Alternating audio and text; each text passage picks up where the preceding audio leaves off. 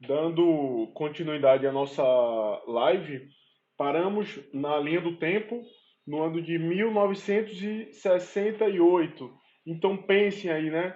Já haviam 4 anos do golpe militar no Brasil e as políticas, né? A educação voltada para as áreas sociais, filosóficas, haviam sendo bastante perseguidas nesse momento, tendo um espaço maior as áreas de exatas, como engenharias, e também as carreiras militares, como escolas de aprendizes de fuzileiros navais, aeronáutica, exército e assim por diante. Eu destaco nesse período da história a presença do coronel Jarbas Passarinho, que ainda, né, naquele período, ele traz para a educação brasileira esse perfil mais de educação americana, certo? Na qual, nessa época, né, foi o período do AI-5, o fechamento do Congresso, a Guerra Fria, né? O mundo estava dividido, de um lado lá a União Soviética, Cuba, do outro lado os Estados Unidos, e uma pressão internacional muito forte sobre o nosso país, na qual termina-se, né, criando esse estereótipo de que o processo de alfabetização de Paulo Freire é comunismo, e na verdade não é. São práticas educacionais de inclusão e não de como eles eram chamados na época, né, de subversivos ao sistema de educação, subversivos ao sistema daquela época. Nesse processo também se instaura muito o discurso da meritocracia, que o filho do rico, o filho do pobre, fazendo vestibular, as chances são iguais. E que, na verdade, a gente sabe, né, que as diferenças sociais, um tem que estudar e trabalhar, o outro só estuda. Então, tem todas essas dificuldades sociais que, por meio da reflexão, da filosofia, a gente consegue observar, certo? Nesse período ainda, um pouquinho depois, em 1969, a gente identifica, né, a criação da Fundação Centro Nacional de Aperfeiçoamento de Pessoal para Formação Profissional. Ou seja, existe uma preocupação muito grande com. Era nem a formação didática, mas era o que esse professor, essa professora, seja dos anos iniciais, antigo científico, ou até educação profissionalizante, isso entre o SENAC, SENAI, naquele período, iria estar repassando para a sociedade. Então existia um medo muito grande de que essas estruturas educacionais elas poderiam estar sendo utilizadas para combater o sistema. Do outro lado, né, a gente identifica a Uni, teve seu prédio incendiado criminalmente. Até hoje as investigações não se encerraram lá na cidade do Rio de Janeiro.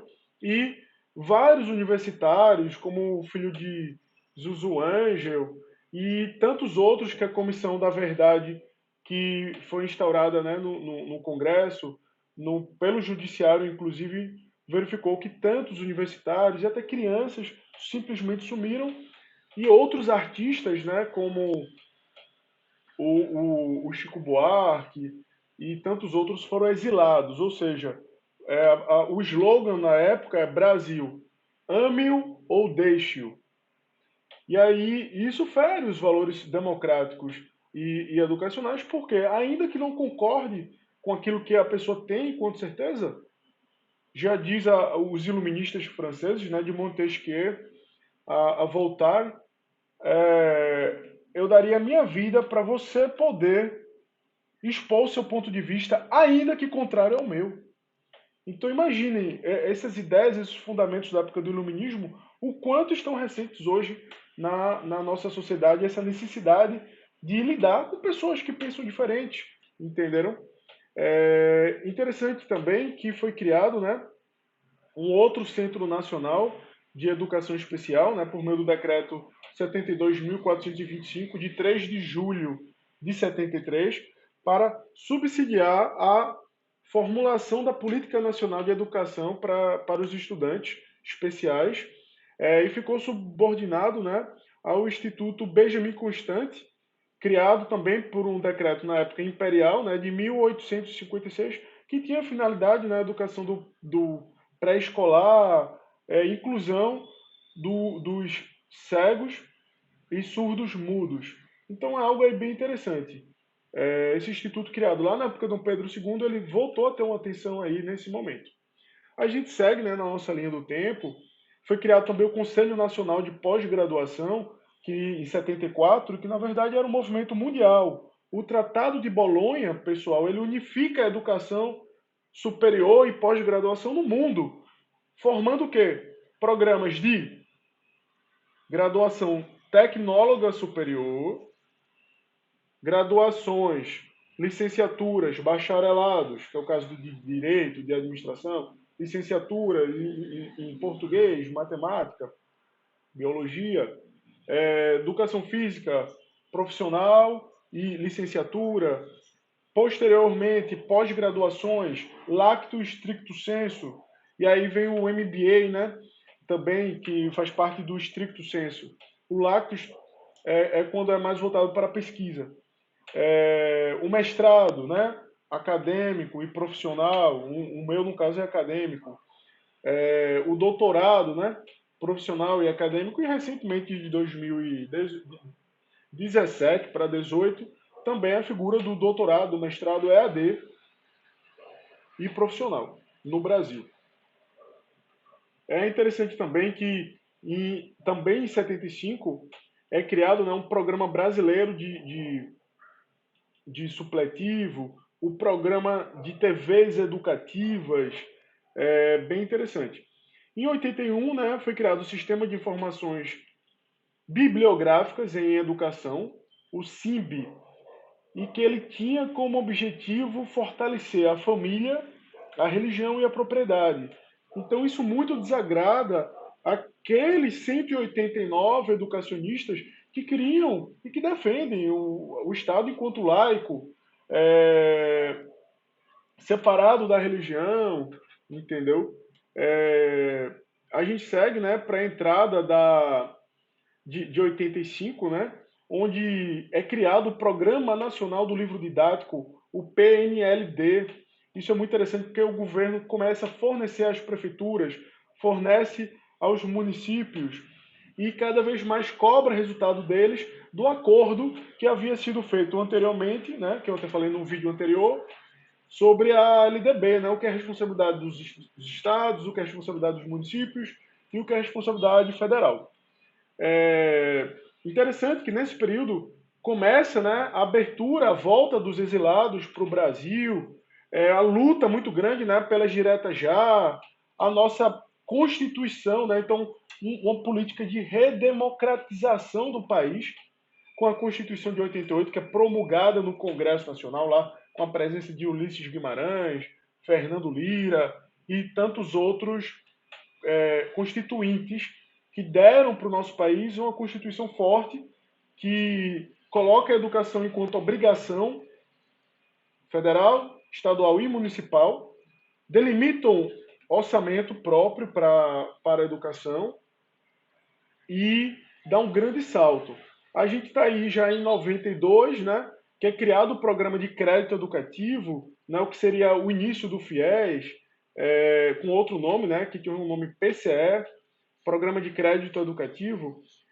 E em 93, estava eu, né, ainda engateando, andando os 3, 4 anos de idade, o professor Nélio, e aí existiu o plano decenal da educação para todos. Então, veja, isso já é um fruto da Constituição de 88, que consolida a LDB, né, ajustada, mais aberta, a educação como direito e garantia fundamental de todos. Isso é muito interessante. Eu ressalto também que, nesse período, o Brasil reflete, por meio dos seus princípios filosóficos, que a década de 80, 90, a gente foi morto tecnologicamente. Então, enquanto o mundo estava aí com computadores, muito fruto da corrida espacial entre União Soviética e Estados Unidos, mas países como o Japão se destacaram nesse momento, no âmbito tecnológico. E já o Brasil não, ficou adormecido. E foi uma perda assim, enorme para o nosso país em relação à pesquisa, tecnologias, e aí a gente começa a importar importar televisão, importar tudo, não tínhamos patentes. Então, estão entendendo a importância da educação. A gente vai para 96, né? Promulgada a Lei de Diretrizes e Bases da Educação Nacional, né? Pela Lei 9.394, de 20 de dezembro de 1996, que estabelece as normas de todo o sistema educacional, que havia sido discutido, né? Tanto do infantil, da educação superior, além de disciplinar, né, a educação na escola indígena, presença quilombola, respeitar o idioma indígena. Isso é muito interessante, certo? E aí é aprovada também uma emenda constitucional, vários alunos colocaram isso nas entregas dos trabalhos, e vocês estão de parabéns. Estou gostando de ver o desempenho da turma. Existiu a fusão, né, do antigo FAI com o FNDE, e aí criaram a responsabilidade do antigo FAI passa a ser do FNDE. Em 98, criado, né, o Enem, Exame Nacional do Ensino Médio. Ainda no ano seguinte, na 99, é denominado, né, o Ministério da Educação, por meio da medida, né, provisória, o programa de crédito educativo de forma mais ampla, financiado por bancos públicos, como o Banco do Brasil e a Caixa Econômica Federal, certo? Também são aprovadas as diretrizes curriculares nacionais de educação escolar indígena, nesse período, né, em setembro de 99, lá no nosso Congresso Nacional. E aí, ressalto também que no ano de 2001, né, é feito esse levantamento, né, dos 10 anos do avanço da educação, e aí começam a implementar mecanismos de medir como está a educação no país. Eu chamo muita atenção para isso, são os exames, né, os indicadores, o EJA, né, em 2003, ele ganha aí o sonho de Paulo Freire, né, tendo sido colocado em prática em 2003, com, na época, o antigo presidente Fernando Henrique Cardoso, que foi um dos que assinou aquele manifesto em 59, lembram? Que eu falei no último vídeo. E aí amplia-se, né, o Programa Nacional do Livro Didático, o país dá um salto educacional nesse momento, várias universidades, várias faculdades são autorizadas a abrir e a funcionar, faculdades privadas, inclusive, nesse período. O SINAES é criado em 2004 como Sistema Nacional de Avaliação Educacional, certo? O ENAD, né, ele já começa a ganhar uma primeira forma, e aí ele é só consolidado mais para frente. E aí vem os programas de distribuição de livro didático. A Libras, ela é inserida como disciplina curricular dos cursos de formação de professores, disciplinas como metodologia de pesquisa, essa que vos fala de filosofia e de história também entra como matriz curricular, porque como é que o professor, a professora, ela vai dar aula para o aluno, para a aluna, se ela não consegue despertar nele o senso de reflexão, de pensamento, de questionamento e de compreensão histórica, certo? É isso que a nossa disciplina contribui na formação de vocês. Em 2006, chama a atenção também, né, para a obrigatoriedade de 6 anos como idade, né, para incluir no ensino fundamental, né? De 9 anos, ele passa a ser com 6 anos e cada vez mais uma corrida para os anos iniciais, certo? Então, cada vez mais cedo os pirrainhas estavam indo para a escola a partir de 2006. Vocês percebem que antes, não, ficavam em casa até ficar mais grandinho e etc. E aí, em 2007, é instituído um programa de reestruturação e expansão das universidades, o REUNE, e aí quase que dobra o número de universidades no nosso país. Na época do 2007, o presidente era o Luiz Inácio Lula da Silva, e aí em 2008, né, também é estruturado, né, o piso salarial do profissional nacional do magistério público e da educação básica em 2008, estando à frente o senador aposentado já, o Cristóvão Buarque, nesse período, certo? Institui-se, né, o Programa de Ensino Médio Inovador, o PROEM, escola aberta, né, escola para todos, a participação da comunidade dentro da escola, em feiras, eventos. A escola antes que era tida fechada, foi mais aberta para a comunidade participar desse espaço, certo? Em 2011, a política de crédito, FIES, Pronatec, que fomenta a educação, também recebeu um destaque maior. É, instituída a Lei 12.711 de 2012, que é 50% das vagas, né, dos cursos de graduações nas instituições federais de ensino superior a estudantes que tenham cursado integralmente o ensino médio em escolas públicas. Então, é uma forma, as cotas, né, de compreender de que quem estudou na escola privada não tem uma base bem maior do que quem na escola pública. E aí, quando ele vem da escola pública, de referência, que luta, que guerreia, né, nesse processo de aprendizado, ele tem que ter essa dosagem de possibilidades, de oportunidades para ingressar no ensino superior no nosso país. As cotas também, pessoal, só fazem 120 anos e poucos anos que acabou a escravidão. O Brasil foi o último país do Ocidente a abolir essa vergonha que foi a escravidão. Então, e quando os negros foram libertos, eles não receberam nenhuma indenização. Isso é muito triste. Eles foram expulsos para os morros, para as regiões periféricas, alagadas da cidade, sem nenhuma política pública. Então a gente precisa, né, de uma política pública como as cotas para minimizar esse erro sócio-histórico do nosso país. Para vocês terem ideia, pegaram as melhores terras do Brasil, do Sul e Sudeste, e deram para os imigrantes italianos e alemães. Enquanto os nordestinos, vítimas da seca, e os negros recém-libertos ficaram nas periferias das grandes cidades, nos morros do Rio de Janeiro. Isso é algo que precisa da nossa reflexão enquanto professor.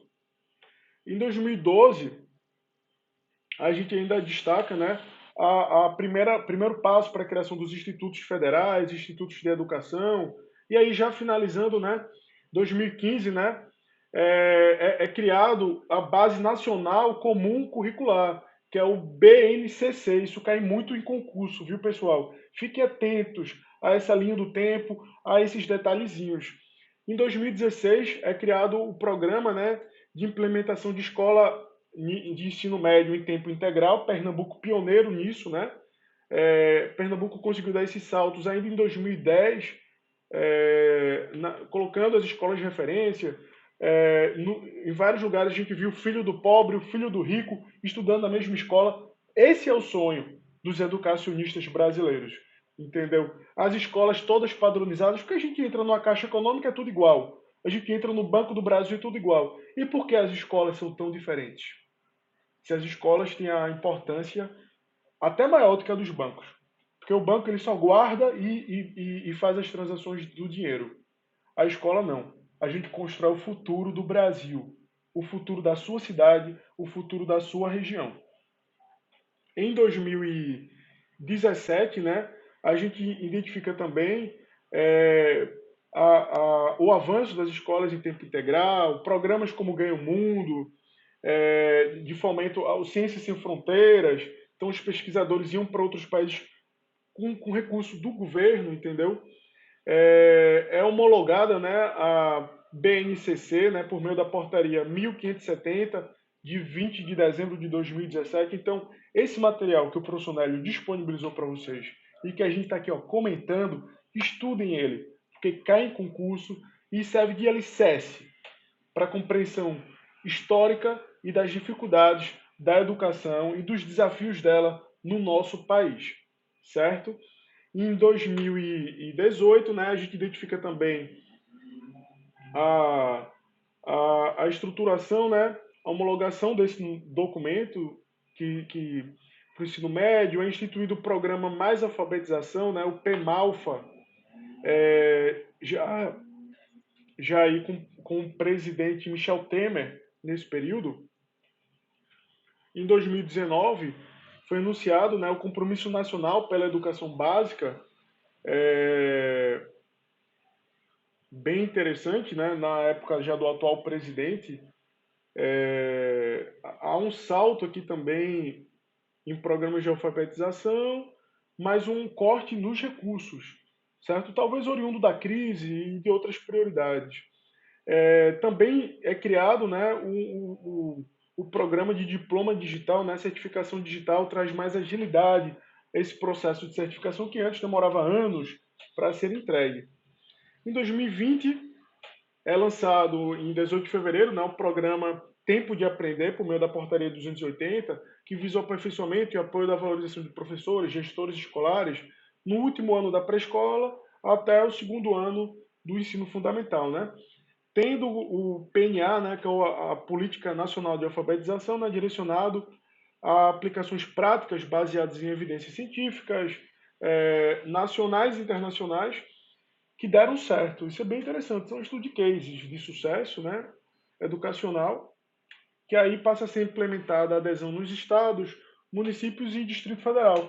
Também houve um comunicado nesse mesmo ano de 2020, ano corrente de 2020, final de 2019, para os estados que queiram aderir ou não para a implementação de escolas militares, como as que já existem algumas, e vários estados optaram por não, por preferir o modelo de escola atual que está hoje. Então, galera, é isso. Estudem esse material que eu estou disponibilizando para vocês, releiam, e a atividade que vai valer nota para nossa disciplina é vocês criarem uma linha do tempo. O que seria a linha do tempo? Pegar um papelzinho feito esse, vocês vão fazer uma linha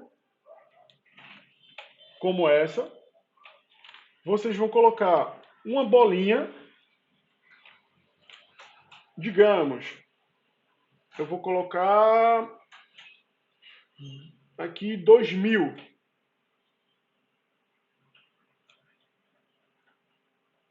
E aqui 2020. Estão vendo? 2000 até 2020. E aqui eu vou botando os pontinhos, feito esse. Ó, é muito simples fazer uma linha do tempo, certo? Isso é muito bom, uma dica até para vocês estudarem para concurso, tá certo? Olha, a linha do tempo, e aí em cada um desses vocês vão colocando a data e embaixo um acontecimento resumidozinho em 2, 3 linhas no máximo, uma linha. Então, essa atividade ela é em dupla, porque vocês vão precisar fazer essa linha do tempo, que ela pode ter o período de, no máximo, 20 anos, no máximo 20 anos, e no mínimo 10 anos. Então, professor Nélio, eu quero fazer uma de 10 anos. Tudo bem. Do período da história que vocês quiserem. Certo? Vocês vão ter que pegar aquela amostragem de 10 anos, desde que do Brasil. Tá bom? Então, vocês vão fazer esse material, muito parecido com a atividade que vocês já fizeram recentemente, só que em uma linha do tempo. Professor Nélio, precisa ser no PowerPoint, digitado? Não, minha gente. Eu aceito uma folha de papel feito essa. Só que bem organizadazinha, com o nome do autor, tá certo, em cima, para poder eu avaliar direitinho. E é em dupla, porque às vezes uma colega pode postar, o outro não pode, e aí eu preciso que vocês façam essa linha do tempo e postem no mural da nossa sala Google, certo? A segunda etapa dessa mesma atividade é uma das duas pessoas da dupla gravar um videozinho curto de 2, 5 minutos pelo seu próprio celular, explicando essa linha do tempo com essas contribuições filosóficas e históricas da educação no Brasil. Tá bem? Então, com essa atividade, eu vou estar fechando a pontuação de vocês, tá certo? Espero aí que seja 9 e 10, porque é uma atividade facinha, então vocês vão criar a linha do tempo e a outra pessoa da dupla grava. Professor Nélio, eu posso fazer a linha do tempo, explicar para minha dupla e ela apresentar? Claro. Professor Nélio, nenhuma das duas tem lugar para filmar, tem nem como filmar do celular. E para anexar lá na sala Google. A gente não consegue. Tá? Então faça dupla com quem consegue. Tá certo? Em dupla dá para vocês revezarem. Uma faz a parte do papel, a outra grava e publica. Mas é um videozinho curto, pessoal. Não precisa falar 30 minutos feito pro Sonélio, tá? É 2, 5 minutinhos, tá certo? Explicando a linha do tempo que a sua dupla escolheu. Tá bom? Então não tem erro, vocês vão preencher aí, ó. Vão fazer uma linha do tempo feito essa. Tá bem? A linha do tempo é uma ferramenta de aprendizagem. Isso aí. Valeu!